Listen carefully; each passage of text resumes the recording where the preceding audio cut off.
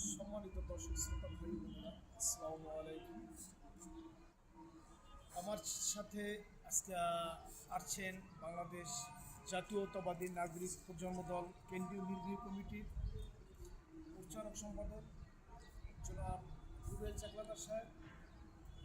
আমি জনাব রুবেল চাকলাদার সাহেবকে জানতে চাব তার বাড়ি যেহেতু ভোলা, বৃহত্তম বরিশাল ভোলা জেলায়। ভোলা রুবেল সরকারদের কাছে একটা জানতে চাবো এটাই যে ভোলা বরিশাল সেতু সম্পর্কে আপনি কিছু বলবেন এবং ভোলাবাসীর আপনাদের কী কী দাবি। বিসমিল্লাহির রহমানির রহিম। আসসালামু আলাইকুম।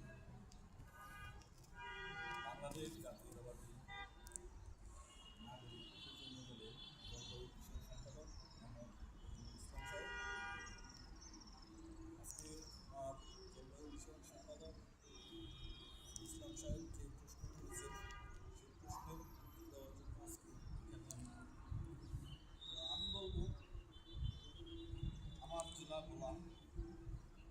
আমরা বিগত দিনে আমাদের দাদা পিতাদের কোনো দেখি নেই তারা ভোলাবাসীর জন্য দাবি বা কোনো দাবি আদায়ের জন্য আন্দোলন সংগ্রাম করেছে। তো আমাদের এই দাবিগুলোর বক্তব্য একটা শেষের বক্তব্য আমাদের সেই দাবিগুলোর পূর্বে ভাই বোন এবং আত্মীয় যারা আছে ভোলাবাসী সকল ভোলাবাসীদের একটাই রেসপন্স যে আমরা ভোলার জন্য আমাদের যে দাবিগুলো আসলে এই দাবিগুলো কিন্তু অনেকটাই বাস্তব। তো বাস্তব দাবিগুলো নিয়ে আমরা কিন্তু কথা বলতে চাই।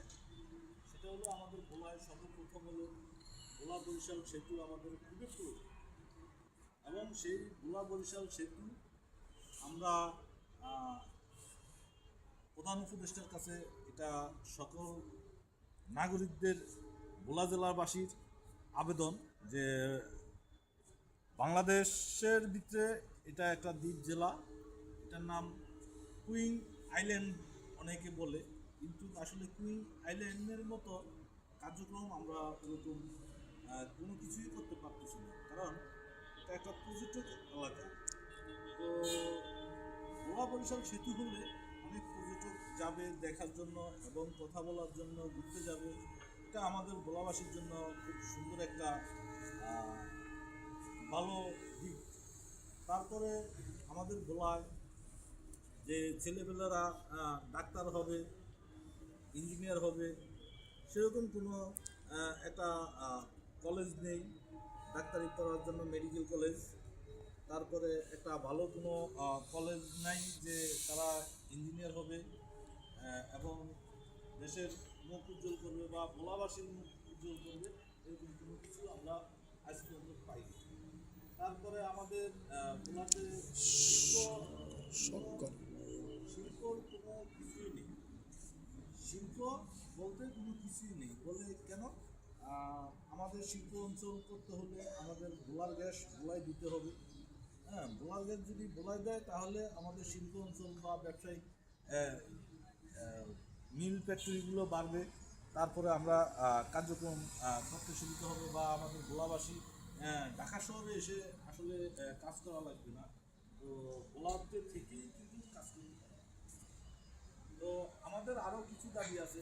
সেই দাবিগুলো হলো যেমন যে ভোলার গ্যাস ভোলায় মেডিকেল কলেজ, ভোলায় মেডিকেল হাসপাতাল, তারপরে ভালো ভাবে আমরা কার্যক্রম করতে পারবো। একটা বন্দরের দাবি আছে।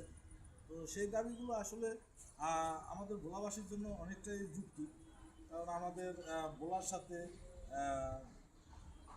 কোনোভাবে সংযোগ, নদীপথ ছাড়া কোনো সংযোগ নেই। আমরা চাইব যে সেই সংযোগ করার জন্য যে ভোলা বরিশাল সেতু আমাদের দাবি, সেটাও বাস্তবায়ন করবে প্রধান উপদেষ্টা।